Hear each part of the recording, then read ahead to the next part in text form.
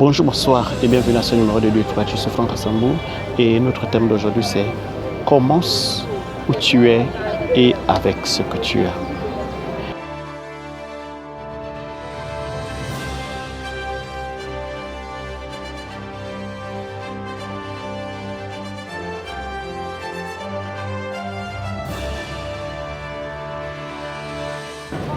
Voyez-vous, il y a bien des raisons de ne pas commencer une activité, un business, un projet, une œuvre, qu'elle soit lucrative ou non lucrative.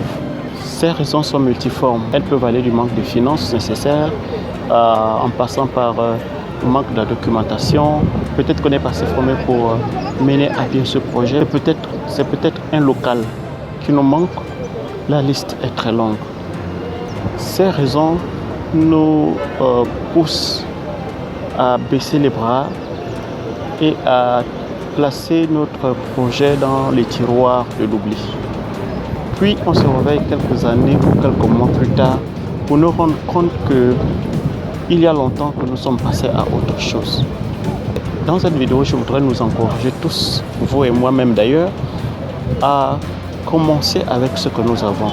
Même s'il nous manque du personnel qualifié, même s'il nous manque de la formation nécessaire, de la documentation ou même un local, ou même si les conditions météorologiques ne sont pas bonnes, je voudrais nous encourager à commencer notre projet exactement comme nous y avons pensé, exactement comme nous y avons rêvé.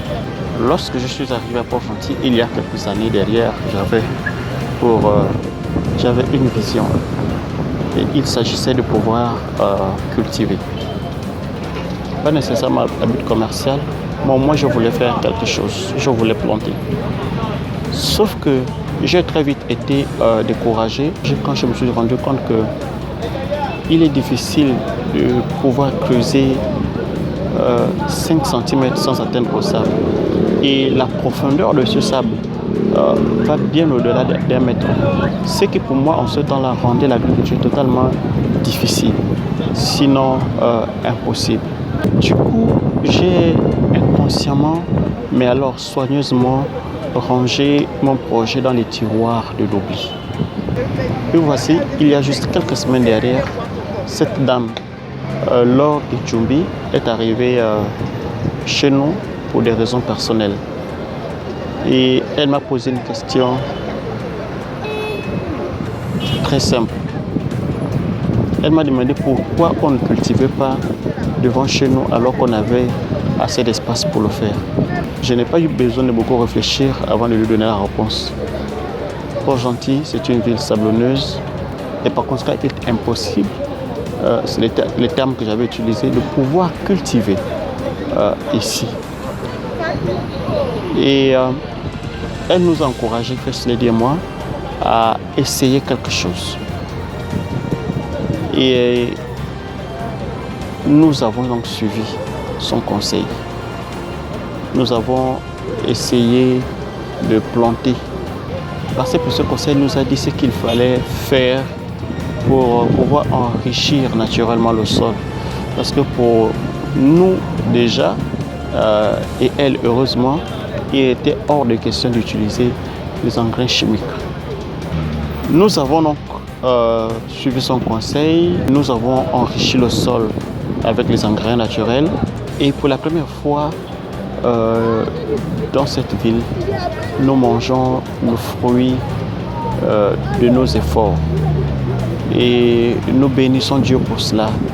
C'est pourquoi nous faisons cette vidéo. Voyez-vous, ça nous a rappelé, plutôt ça m'a rappelé ce que m'a dit l'un de mes pasteurs, le pasteur Yacine Dorego, qui est ingénieur acoustique et homme d'affaires. Il m'a dit ceci, lorsque nous étions en train de discuter affaires business, il m'a dit, Franck, le problème avec toi, c'est que tu réfléchis avec ce que tu n'as pas. Ce qu'il voulait me faire comprendre, c'était que si je voulais faire quelque chose, il fallait que je réfléchisse avec ce que j'ai.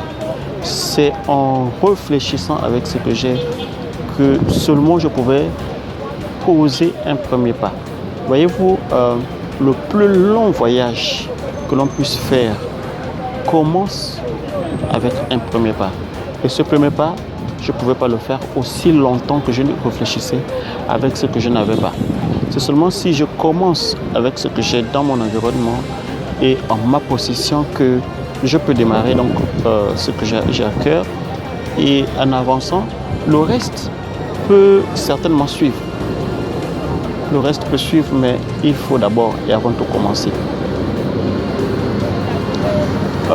Vous êtes peut-être dans la même situation que moi ou dans la même situation que j'étais. Alors faites comme moi, commencez.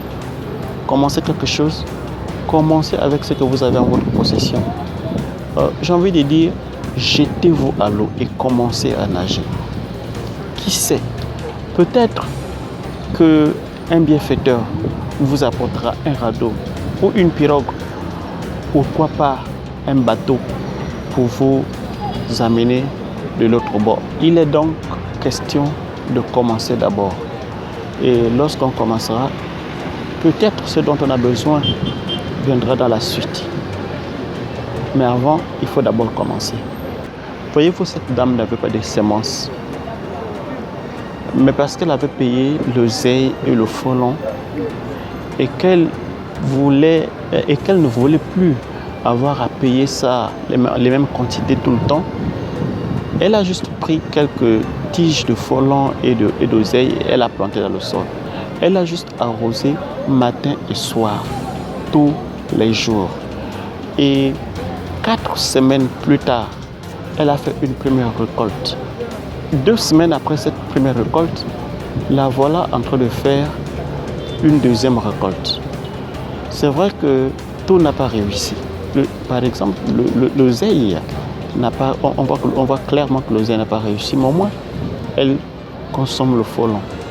Et non seulement elle a le frelon, mais pour consommer aujourd'hui, mais encore, elle a la sémence pour les prochaines fois, quand tout ceci sera fini. Et elle n'aura plus besoin, dans un futur proche, d'aller acheter le frelon. Au moins, elle pourra manger de son propre frelon sans avoir à dépenser un seul sou.